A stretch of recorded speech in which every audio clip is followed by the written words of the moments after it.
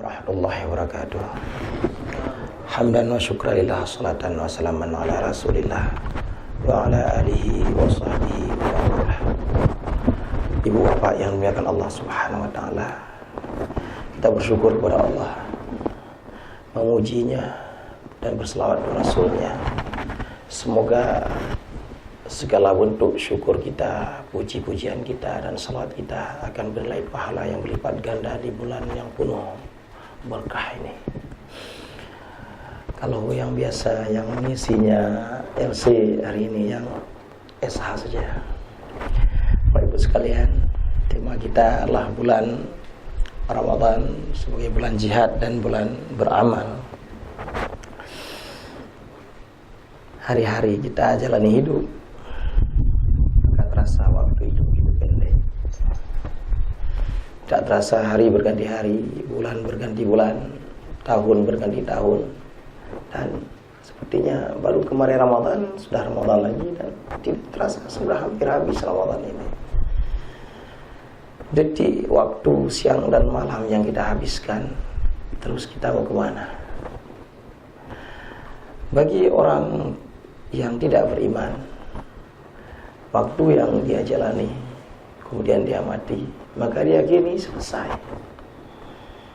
Kalaupun kemudian setelah dia mati ada sesuatu yang terjadi dengan dia, toh dia tidak dapat sampaikan lagi kepada kita dan kawan-kawannya. Tapi bagi orang beriman, waktu yang dia jalani ini adalah satu proses menuju Allah Subhanahu wa ta'ala. Dan dia tidak tahu dalam keadaan bagaimana dia berhadapan dengan Allah Subhanahu wa ta'ala. Apakah Allah ridha kepadanya? Atau ketika dia menghadap Allah, kemurkaan Allah atasnya. Dan perjalanan panjang kemudian Allah akan membariskan manusia ini di hadapannya bersaf-saf. Ada yang tertunduk, malu, takut. Ada yang wajahnya bercahaya. Ada yang sudah dihadapkan ke neraka, dan ada yang siap-siap masuk ke dalam surga. Itulah sebuah perjalanan panjang yang diyakini oleh setiap orang beriman bahwa ada hidup setelah mati. Sidang jemaah yang dimuliakan Allah Subhanahu wa ta'ala, baru saja manusia mati, dia telah menyesal akan kematiannya.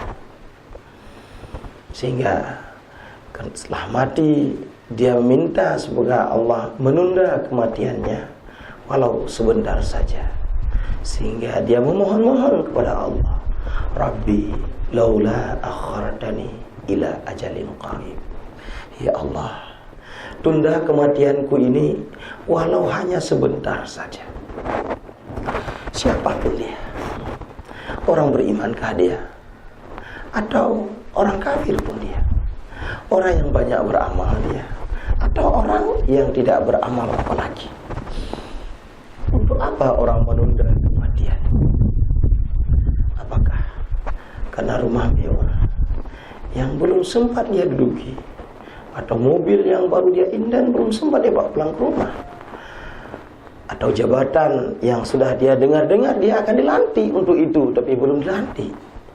Ternyata bukan untuk itu. Bukan untuk ukuran dunia, bukan untuk tujuan dunia. Apakah untuk seluruh tujuan akhirat?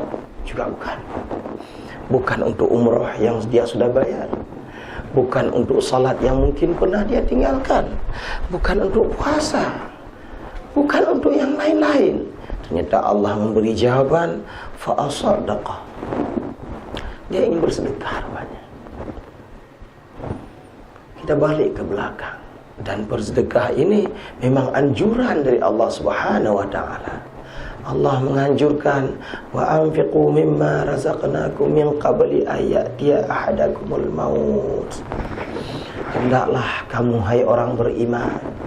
Kenapa kita berani mengatakan ayat ini ditujukan kepada orang beriman? Karena ayat sebelumnya adalah ditujukan kepada orang beriman, yang mana Allah katakan, ya ayyuhalladzina amanu hal adullukum la tulhikum amwalukum wala auladukum an dzikrillah Wa may yaf'al dzalika fa ulaika humul khasirun. Munasabahnya ditujukan kepada orang beriman. Semoga supaya orang beriman ini menginfakkan hartanya sebelum datang kepadanya kematian. Karena kalau sudah datang kematian nanti dia berkata, ya, fa yaqulu rabbi laula akhartani ila ajalin qarib fa asaddaqa wa akum minas salihin. Sayang, sungguh disayang. Surah Al-Munafiqun ini ayat Allah tutup, la yuakhirallahu nafsan idza jaa ajaluha. Tidak akan diakhirkan, tidak akan digeser, tidak akan dikembalikan lagi kita ke bumi. Semenyesal-menyesal kita tidak dikembalikan lagi ke bumi. Ternyata bersedekah ini adalah suatu amal yang luar biasa. Beramal dengan harta adalah suatu amal yang luar biasa. Banyak telah ditulis oleh ulama-ulama tentang fadilah daripada bersedekah. Banyak pula testimoni-testimoni yang disampaikan oleh orang-orang di sekitar kita. Banyak pula ditulis dalam kitab-kitab pengalaman-pengalaman orang terdahulu tentang apa yang telah mereka alami dari sedekah dan keluarnya harta-harta dari mereka. Tidak ada cerita sidang jamaah pendengar yang dimuliakan Allah bahwa ketika kita tahu bapak kita tidak salat 10 tahun, maka kita mau salat 10 tahun untuk gantikan salat bapak kita. Tidak ada cerita bahwa karena bapak saya pernah begini lalu kita gantikan. Tapi sedekah yang kita berikan bisa menyebabkan tertolongnya orang tua kita. Bahkan bisa kita alamatkan untuk orang tua kita langsung. Sidang pendengar jamaah zuhur yang dimuliakan Allah Subhanahu wa taala. Ketika kita bersedekah, hati kita menjadi senang. Ketika kita bersedekah, kita menjadi sangat senang. Sampai orang-orang yang bertakwa itu menangis karena sedekahnya, bukan karena hartanya berkurang, tetapi dia merasa puas sekali sudah bersedekah. Maka ketika dia salat asar, dia meneteskan air mata yang tidak tahu kenapa sebabnya. Kenapa? Karena dia telah jatuh cinta kepada Allah Subhanahu wa taala dengan sedekahnya. Bulan puasa, bulan Ramadan adalah bulan jihad. Kita berjihad melawan nafsu kita. Kita berjihad melawan keinginan-keinginan kita. Tapi jihad ini tentunya diperintahkan oleh Allah dengan tata caranya. Maka ketika diperintahkan jihad hanya sekali saja dengan ampus dan amwal. Yang lain selalu dimulai dengan harta. Maka jihad dengan harta ini lebih berat. Maka apa yang telah dilakukan oleh Umar, apa yang telah dilakukan oleh Utsman, apa yang telah dilakukan oleh Abu Bakar, yang telah menafkahkan seluruh hartanya ketika perang Tabuk. Mereka adalah orang-orang yang sangat mencintai hartanya. Mereka berjihad dengan hartanya dan mereka membawa mati hartanya. Kita adalah orang yang sangat-sangat mencintai harta kita. Tetapi perjalanan yang akan kita tempuh menghadap Allah adalah perjalanan yang jauh. Perjalanan yang jauh, jangan sampai kita membawa beban yang banyak. Jangan sampai kita membawa barang yang banyak. Beban adalah masalah. Beban adalah dosa-dosa. Maka ketika kita menempuh perjalanan yang jauh ini, jangan sampai kita membawa dosa yang banyak. Siapakah kita yang tidak berdosa? Siapakah kita hari-hari yang luput dari kesalahan-kesalahan? Setiap hari kita melakukan kesalahan. Setiap hari kita melakukan dosa. Tapi ternyata sedekah yang kita berikan dapat menghapuskan dosa-dosa kita. Siapa yang tidak ingin membawa semua barangnya? Tetapi kalau barang itu kita bawa dalam perjalanan yang jauh, maka kita akan repot. Di kaki kita ada barang, di tangan kita ada barang, di pundak kita ada barang, di kepala kita ada barang. Maka supaya perjalanan kita mudah kita melenggang, maka kita titipkan barang itu pada orang lain. Nanti kita ambil barang itu di ujung jalan. Kita titipkan barang kita di panti asuhan. Kita titipkan barang kita pada orang-orang fakir. Kita titipkan barang kita pada lembaga-lembaga sosial. Kita titipkan barang-barang kita di masjid. Kita titipkan barang-barang kita di Baitul Mal. Dan nanti akan kita tagih dari akhirat. Dan barang itu masih ada. Tetapi kalau barang itu nggak pernah kita titipkan dan kemudian kita mati, lalu barang itu menjadi milik anak-anak kita, maka belum tentu pernah mereka berikan kepada kita. Dan ketika mereka berikan kepada kita, itu bukan barang kita lagi, tetapi sudah barang mereka yang dia titipkan kepada kita. Oleh karenanya, betul-betullah Ramadan ini adalah bulan untuk beramal. Betul-betullah Ramadan ini bulan untuk berjihad. Maka kata Rasulullah sallallahu alaihi wasallam dalam hadisnya, sebaik-baik sedekah adalah pada bulan Ramadan. Baik karena dilipat gandakan.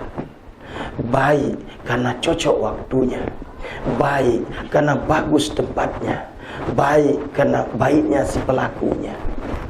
Si pelaku, waktu dan tempat terkumpul semuanya di bulan Ramadan. Maka apa yang menunda lagi kita untuk melakukan sedekah di bulan yang penuh barah ini? Bulan ketika Allah melipat gandakan pahalanya. Bulan ketika nanti Allah balas yang sesuka-suka Allah sampai kita terkejut.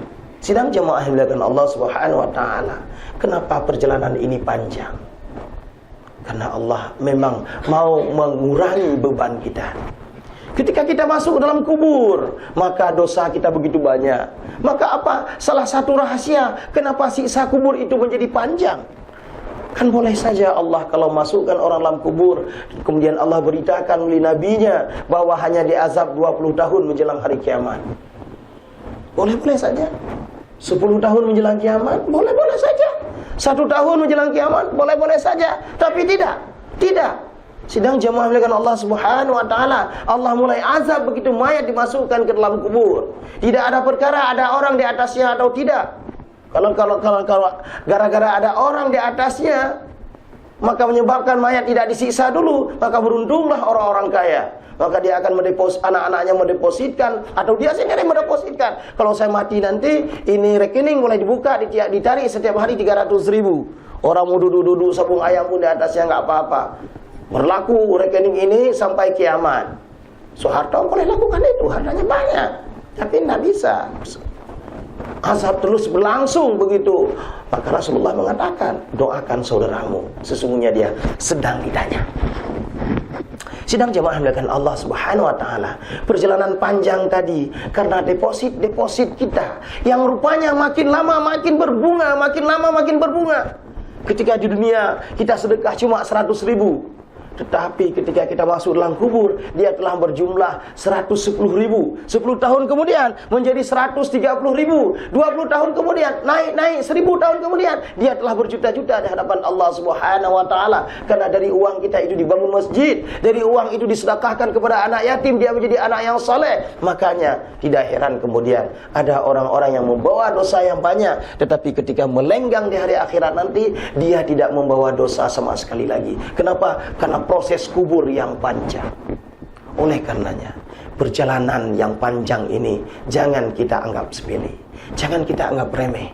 Marilah kita bersedekah sebanyak-banyaknya di waktu yang tepat ini. Marilah kita berjihad dengan harta kita, karena kita tidak sanggup jihad dengan cara yang lain. Semoga ini bermanfaat bagi kita semua. Terima kasih atas segala perhatian. Kita buka sesi diskusi. Assalamualaikum warahmatullahi wabarakatuh.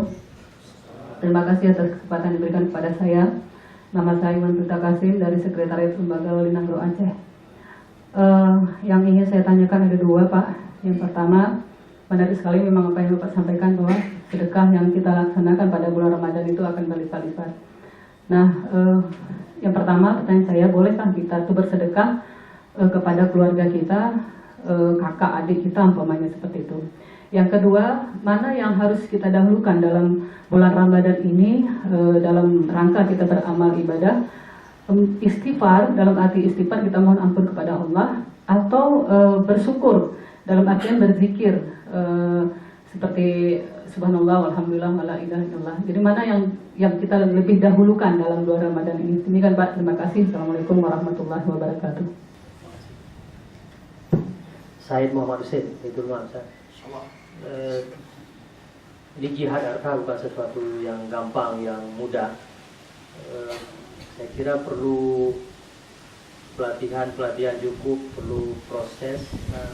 Mungkin sejauh ini ada pengalaman Ustaz bagaimana melatih seseorang itu sehingga bisa mencapai puncak kesadaran sedekahnya, sehingga bersedekah itu menjadi sesuatu yang ringan, bahkan semangatnya bisa melebihi semangat jihad dalam bentuk perang. Terima kasih, Ustaz. Terima kasih Pak Sulaiman dari Baitul Malaysia. Ustaz yang saya muliakan, ini mungkin menyangkut dengan konteks kerja kita di kantor. Saya melihat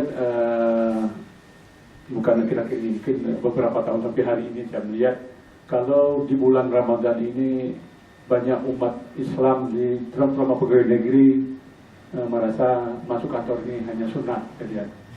Padahal kalau menurut hemat saya, jihad itu tidak hanya berperang, tapi kita melaksanakan tugas yang sudah dibebankan kepada kita juga merupakan jihad. Apakah itu mungkin pemikiran saya itu apa keliru atau bagaimana, Ustaz? Nah, kalau menurut saya itu kita juga melaksanakan kewajiban, terutama kita masuk kantor tepat waktu dan pulang sesuai dengan jadwal. Menurut saya hemat saya mungkin juga termasuk jihad di dalam bulan Ramadan. Terima kasih. Assalamualaikum warahmatullahi wabarakatuh. Subhanallah. Pertanyaan Ibu Pulita Kasim luar biasa.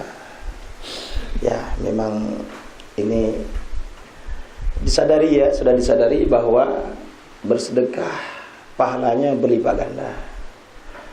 Dan balasannya berlipat ganda, cuma nggak nampak ada. Mau sempat ya bersedekah di bulan puasa, kita kasih baharum-rum ke tetangga kita 10 biji. Lalu risol 10 biji. Kemudian kita kasih ke samping rumahnya. Lalu kita tuntut dibalas gitu ya. Kalau bulan biasa kan 10 kali balasannya. Berarti 100 serum-rum sama 100 risol. Bulan lain dikali, bulan biasa dikali 700 lagi. Ya 70.000 jadinya nanti. 70.000 risol, 70.000 rum-rum. Ya. Bayangkan kita pulang ke rumah, buka pintu, buah rum-rum berserakan ya, mana-mana istri kita lagi repot bersihin buah rum-rum. Ini kalau kita mengukur di situ. Sama juga ya, kalau Allah menampakkan khazanahnya, kita mengurus jenazah itu baru besar tingkat menyalatkan saja sudah 1 kirat. Oh, sampai ke kuburan 2 kirat. 2 gunung Uhud, 2 gunung yang besar. Bayangkan kalau ada satu orang penduduk satu kampung saja ngurus jenazah, dia pulang ke rumahnya, habis kampung itu tenggelam karena gunung. Maka Allah sembunyikan sebagai khazanah akhirat yang berlipat-lipat ganda itu janganlah kita minta di dunia.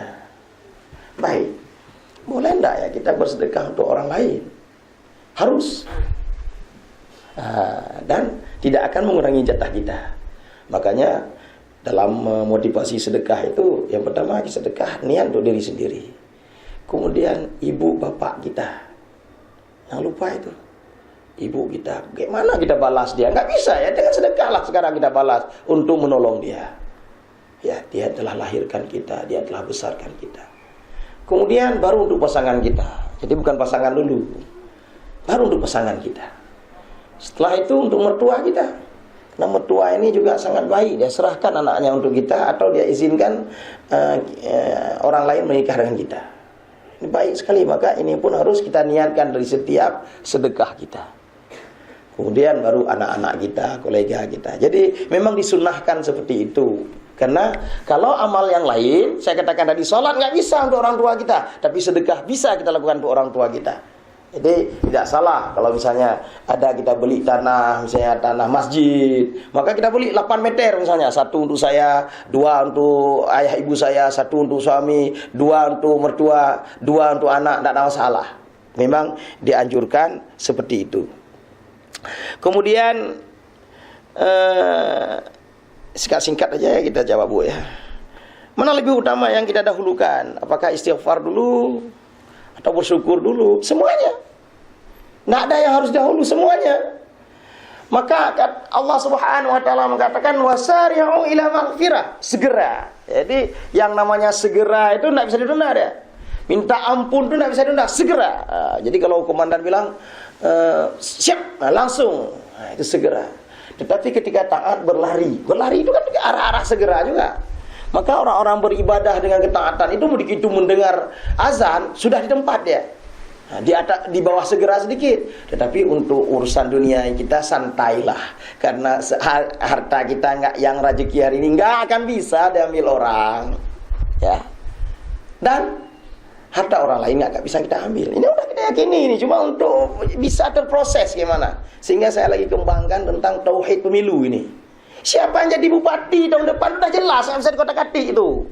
Udah ada dalam khazanah Allah. Siapa wakilnya udah ada. Maka wajib kita pilih orang baik. Jangan kita bilang, nggak ada gunanya saya pilih dia kalah nanti. Kok tahu kamu kalah dia? Kok tahu kita dia kalah? Misalnya ini apa? Ustaz Said naik, kita tahu insya Allah beliau orang baik. Mana ada, paling-paling yang pilih orang baik dulu. Ada, suka tahu kita. Bukankah Allah bisa mengganti suara di dalam itu semua? Suka-suka Allah kok untuk menetapkan wakilnya di bumi. Maka kita bertanggung jawab nanti ketika memilih orang jahat. Ini tauhid ini, tidak bisa dikotak-katik. 50.000 tahun sebelum Allah ciptakan langit dan bumi udah jelas semuanya. Apa juga kita hafal-hafal itu? Kalau ternyata di lapangan nggak bisa kita realisasikan, termasuk dalam hal mencari rezeki, santai saja, nggak akan bisa diambil orang. Tetapi bukan tidur-tidur, bukan makam kita untuk tidur-tidur. Nah, haruslah, kalau udah mau di Baitul Mal, seriuslah di Baitul Mal. Kalau mau jadi polisi, serius di polisi. Saya di dosen, serius di dosen, begitu. Bapak Ibu dimuliakan Allah Subhanahu Wa Taala. Demikian juga ketika kita berzikir, bertasbih dan segala macam. Semuanya kita lakukan, semuanya kita berikan proporsionalnya, dan lakukanlah seperti tuntunan Rasulullah sallallahu alaihi wasallam. Ada zikir setelah salat misalnya astagfirullah, astagfirullah, astagfirullah, Allahumma anta salam, ya salam tabaraka ya dzal jalali wal ikram. Itu istighfar. Tapi ada istighfar yang lain, astagfirullahaladzim alladzi la ilaha illa huwal hayyul qayyum wa atubu ilaih. Nanti ada lagi istighfar Rajab, ya, atau raja istighfar atau sayyidul istighfar. Yang mana kalau dia baca pagi, maka sekiranya dia mati sebelum sore, dia masuk surga. Kalau dia baca sore, dia mati sebelum pagi, dia masuk surga. Kenapa? Karena istighfar, sayyidul istighfar ini lengkap sekali tauhid rububiyah, uluhiyah dan segala macam lengkap di situ. Kalau seseorang memahami maknanya dengan benar. Jadi beristighfarlah sebanyak-banyaknya. Rasulullah saja, dan ketika kita beristighfar itu Bapak Ibu, satu titik hitam di kaca kita terbongkar. Istighfar lagi terbongkar. Maka ketika sering kita istighfar, kadang-kadang kita bertanya, ya, kenapa saya nggak bisa khatam Quran? Kenapa kita nggak bisa bertasbih? Kenapa kita nggak bisa menambah amal? Karena di hati kita masih banyak noda, banyak dosa. Dosa itu ternyata menghambat untuk beramal. Nggak bisa nangis kita kalau banyak dosa. Oke, oleh karenanya istighfar perlu, salat sunat perlu, yang lain-lain juga perlu. Dan pada bulan ini kita usahakan semaksimalnya, dan sehingga insya Allah la'allakum tattaqun terpenuhi. Sisi kedua, bagaimana kayak pertanyaan Pak Said ini, sebenarnya memang Pak Said yang kerjain. Bagaimana memotivasi orang untuk bersedekah? Menyadari bahwa harta kita ini punya Allah, dan Allah minta. Kalau begitu jangan takut-takut, ya, untuk berniaga dengan Allah. Jangan takut-takut. Hal adullukum ala tijaratin tunjikum min adzabin alim. Salah satunya itu kan berinfak dengan harta. Coba kita beri kesadaran itu. Kemudian kita kurangi rasa cinta kita terhadap harta kita. Kenapa kita nggak mengeluarkan harta kita? Karena sangat cinta dengan harta kita. Saking cintanya, karena ini orang saking cinta pada harta berbagi-bagi tipenya.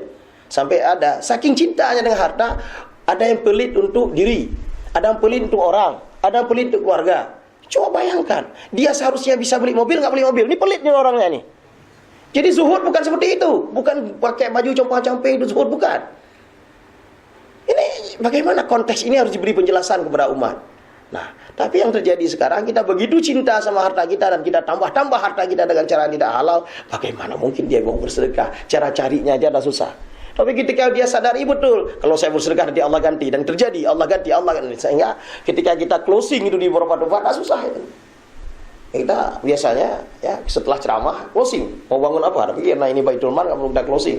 Tapi lupa lain saya closing. Kalau misalnya ceramah di masjid kampus, saya tahu masjid kampus lagi buat puasa ini, saya closing. Saya suruh buka dompet semua, dan terkumpul duit. Kenapa? Sudah kita yakinkan orang bahwa hartanya ini nanti tidak bermanfaat kecuali dia sedekah sekarang. Sudah kita yakinkan orang bahwa wa anfiqu mimma razaqnakum min qabli ayati ahadakum maut. Bapak tahu kapan mati? Kalau bapak mati besok boleh bapak tunda. Dan bagaimana kalau bapak mati nanti sore? Tapi kalau untuk menyampaikan ini kan nggak bisa sembarangan. Perlu kita juga menjaga, kemudian orang ini juga kita jaga.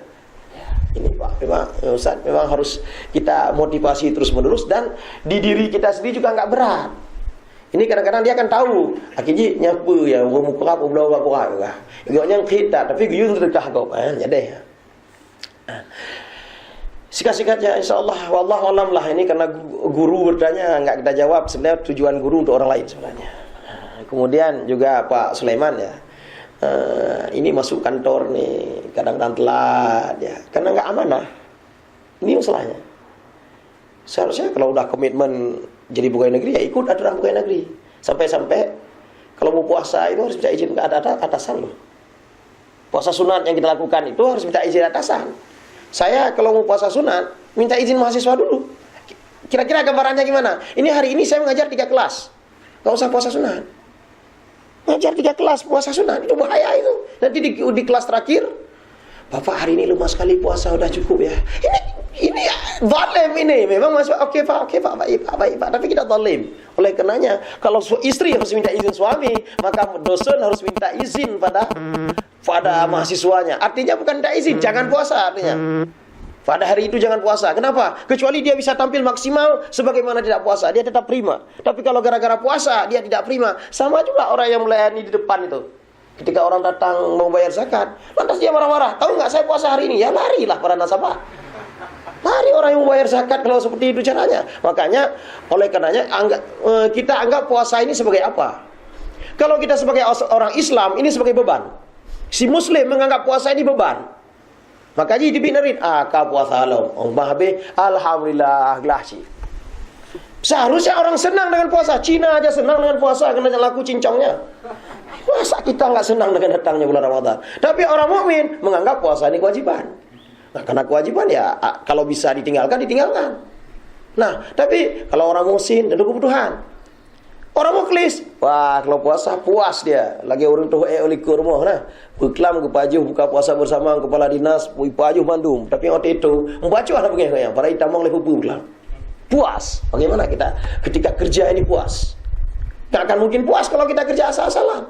Nah, dinikmatilah kerja ini. Dinikmati ini sebagai kewajiban, sebagai amanah, sebagai kebutuhan. Maka kalau kebutuhan, si punya anak aku jawabkan tu, tak kira. Kebutuhan jawabkan tu. Tapi yang terjadi kan, nyo bisa pek datang orang yang pek datang mau. Nyo pak kepala kan tu, anak kita mau orang yang titip kita. Maka nak pakainya kan, anak bisa ngelak. Kalau bisa titip tangan ke orang, titip tangan kita. Jadi ini persoalan kita tidak amanah karena kita kerja sebagai beban bukan sebagai kebutuhan. Tapi kalau detailnya orang mutakin, kerjanya ini cinta.